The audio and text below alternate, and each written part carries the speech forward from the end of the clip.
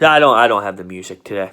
I don't have the music to dance to. I'm not in my recording studio, but that won't stop us. That won't stop us. We watched the Sixers today. No Joel Embiid. I put up a quick update video talking about Joel, real briefly, saying he's going to be rested for this road trip. He's not even making the road trip, and I was okay with it as long as we keep the third seed. Whether these wins are ugly, whether they get a little tight, whether we blow teams out, whether we lose, I need the third seed. I'm okay with resting Joel Embiid. And today in Minnesota, and Jimmy Butler's return to Minnesota, he sure heard the boos, but the Sixers get the W 118-109.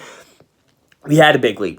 There's no doubt about it, right? We saw it. We had a big lead. Second half happened. The Timberwolves cut in. They cut in. It got a little close. But guess what? The 76ers win. But guess what? The Sixers hold on to that third seed. The Boston Celtics lose tonight to the Brooklyn Nets.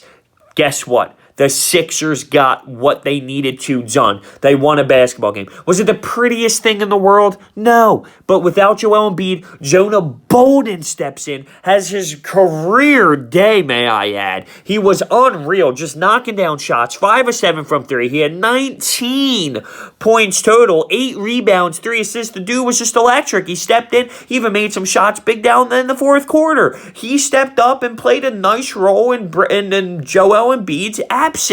Jimmy Butler, boo, just getting booed harshly every time he touched the basketball. And cute, that's cute. No, listen, he didn't have the best game in the world. He shot 4 of 17. He kind of struggled. But one thing I always look at with Jimmy Butler is when he does struggle, he had 12 points. Okay, he had 13 rebounds, 5 assists. When he does have these bad shooting nights, he still finds ways to impact the game.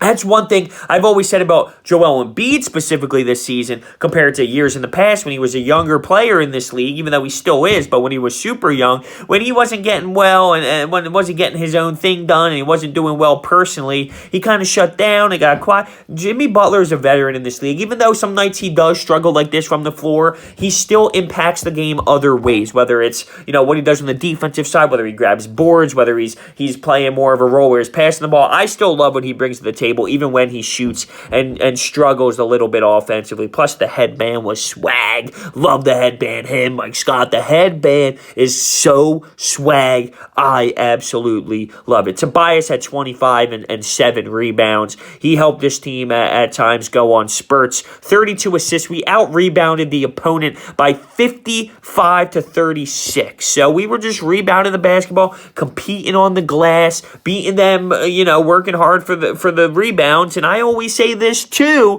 when it comes to rebounding, that's a work ethic thing. If you outcompete your opponent on the glass, you will out-rebound those teams. And that is something I saw today out of the Sixers, 55-36. 13 turnovers, a little bit higher than I would like to see. I like when they're more in that 8 range, 8, 9, 10. They've been doing a little bit better in that aspect. 13, we've seen 20, we've seen 19, we've seen up at that echelon. So, listen, I'll take 13 compared to that any day. But realistically, from the 3-point line, we were dynamite. First half, knocking them down at will. Unreal. We finished today 48.4% from 3. 15 of 31. I mean, essentially almost 50% from 3. We were knocking them down. It's that simple. The bench, we had times where guys were doing their thing. Mike Scott did his thing early at one point and went on a little bit of a nice push there, and 20-plus points total from the bench. I've seen worse. I know you can compare it to Minnesota and say, well, look what they did off the bench, and we're always going to get outscored from the bench. Just taking a look at some minutes and how we separated them. It's not like Boban played a ton of minutes. He was very, very limited. Other players off the bench were very limited. James Ennis got back. Mike Scott played a decent amount. Very limited in the way that we rotated guys in. But when Jonah Bolden's doing his thing like that, do you yank him for Boban? You kind of get the flow of the game, and we get 26 points total from our bench. And I've seen worse nights out of that. I have. So I'm not going to sit here and say anything brutal about the bench. I've seen 6-point nights out of the bench. So they did, a little how do you do. Ben Simmons was 1 assist shy of a triple-double. Come on, Ben. What, are you not working hard enough? You don't want that triple-double? 1 assist shy. He ends up with 20, 11 rebounds, and 9 assists. He was a workhorse. He was really just kind of being Ben. Let's be real. He's being Ben. Since Joel Embiid was out, we needed someone to step up, play in that mentality role, and I thought he did a great job of really just utilizing his versatility and controlled the basketball game. Andrew Wiggins. Okay, on the other team. Remember win this for Wiggins. Remember all that. Well, yeah. And then tonight he ended up having 24, 6, and 5. But man, we expected this dude to be the next. We wanted this guy to be it. We wanted to tank an entire season for Andrew Wiggins. Good thing that didn't work out. Let's just say that. Good thing that didn't work out. I don't love what I've seen out of him. You didn't get Robert Covington. How about a little bit of Dario Saric, okay, for all those people out there that didn't want to do it, were upset about doing it. I'd do it any day of the week.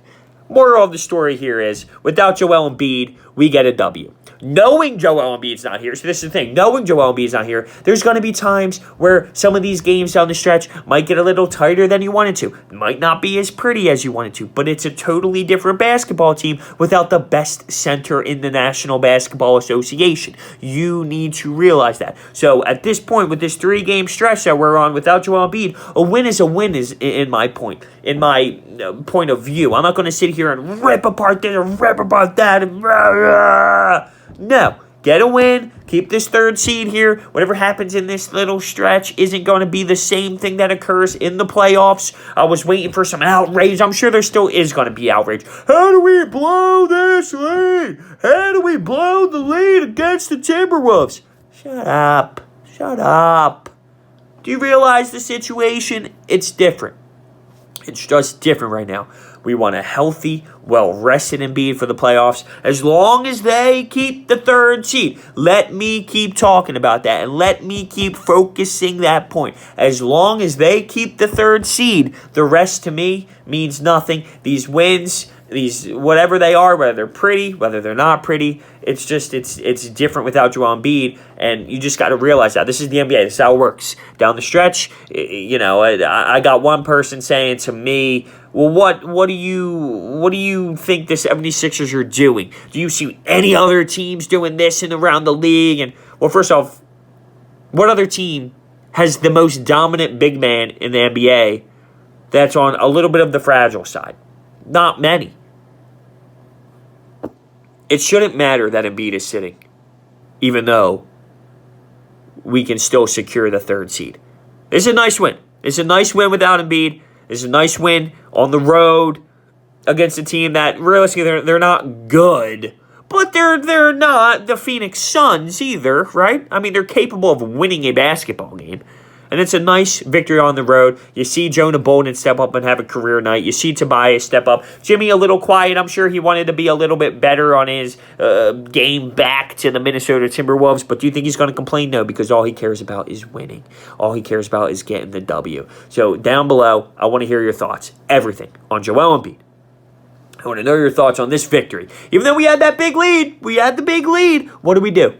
We lose it a little bit. The Minnesota Timberwolves come back. But what happens? We make shots down the stretch. JJ hit shots throughout the night. He ended up with about 16 points. Jonah Bolden hit a 3 down in the 4th quarter as well. Ben Simmons, 1 assist shy of a triple-double. I need to hear your thoughts on it all. And what do we do from here? We go into Dallas. We get a win. We move on to the next one. We go into Dallas. We did what we needed to tonight without the most dominant center in the NBA. We did what we needed to today. What is there to complain about? That the Minnesota Timberwolves made a run? That it got a little bit closer than we wanted it to? I just can't sit here and compare what these games are to anything that the playoffs are going to be. You just can't. It's not the same thing. It's not the same feel. Not this deep into the season. Not with how many games are remaining left. It's not the same. Not mentally to these players, whether you think that's right or whether you think that's wrong. That's the business of it. That's how it works. So you just have to realize it. Sixers win. I wish I had the win song for you guys to dance, but sadly, not today. Not home in the studio. Tough business here, but hey, still got to make the content for you. Thank you so much for watching, everyone. See you guys next time.